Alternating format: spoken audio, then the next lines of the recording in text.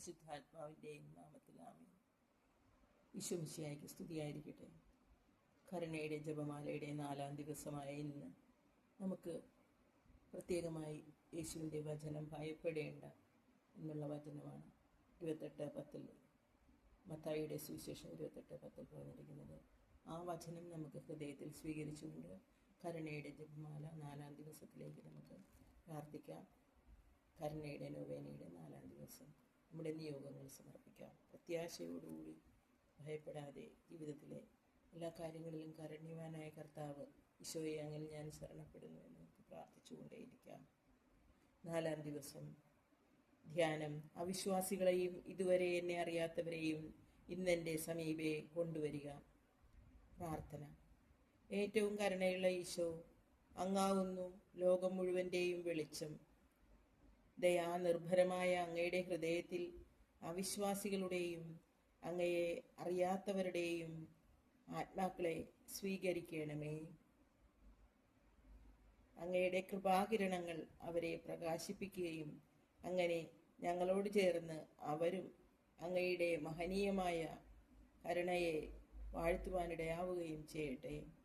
കരുണാസമ്പന്നനായ അങ്ങയുടെ ഹൃദയത്തിൽ നിന്നും അകന്നു പോകുവാൻ അവരെ അനുവദിക്കരുതേ.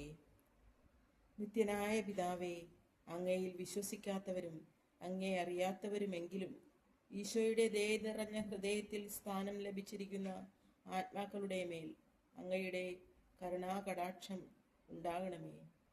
സുവിശേഷ വെളിച്ചത്തിലേക്ക് അവരെ ആനയിക്കണമേ. അങ്ങയെ സ്നേഹിക്കുക എത്ര ആനന്ദപ്രദമായ അനുഭവമാണെന്ന് ഈ ആത്മാക്കൾ അറിയുന്നില്ല. അങ്ങയുടെ കരുണയുടെ സമൃദ്ധിയെ പുകഴ്ത്തുവാൻ ഇവർക്കും ഇടയാക്കണമേ.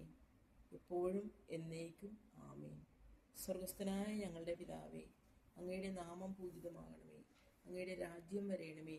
അങ്ങയുടെ തിരുമനസ് സ്വർഗത്തിലെ പോലെ ഭൂമിയിലുമാകണമേ.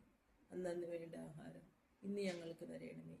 ഞങ്ങളോട് തെറ്റ് ചെയ്യുന്നവരോട് ഞങ്ങൾ ക്ഷമിക്കുന്നത് പോലെ ഞങ്ങളുടെ തെറ്റുകൾ ഞങ്ങളോട് ക്ഷമിക്കണമേ. ഞങ്ങളെ പ്രലോഭനത്തിൽ ഉൾപ്പെടുത്തരുതേ, തിന്മയിൽ നിന്ന് ഞങ്ങളെ രക്ഷിച്ചുകൊള്ളണമേ. നന്മ നിറഞ്ഞ മറിയമേ സ്വസ്തി, കർത്താവ് അങ്ങയിലൂടെ സ്ത്രീകളിൽ അങ്ങ് അനുഗ്രഹിക്കപ്പെട്ടവളാവുന്നു. അങ്ങയുടെ ഉദരത്തിൻ ഫലമായി ഈശോ അനുഗ്രഹിക്കപ്പെട്ടവനാവുന്നു. പരിശുദ്ധ മറിയമേ തമ്പുരാൻ്റെ അമ്മേ, പാപികളായ ഞങ്ങൾക്ക് വേണ്ടി ഇപ്പോഴും ഞങ്ങളുടെ മരണസമയത്തും തമ്പുരാനോട് അപേക്ഷിച്ചു കൊള്ളണമേ. ആമേൻ. പിതാവിനും പുത്രനും പരിശുദ്ധാത്മാവിനും സ്തുതി, ആദിയിലെ പോലെ ഇപ്പോഴും എപ്പോഴും എന്നേക്കും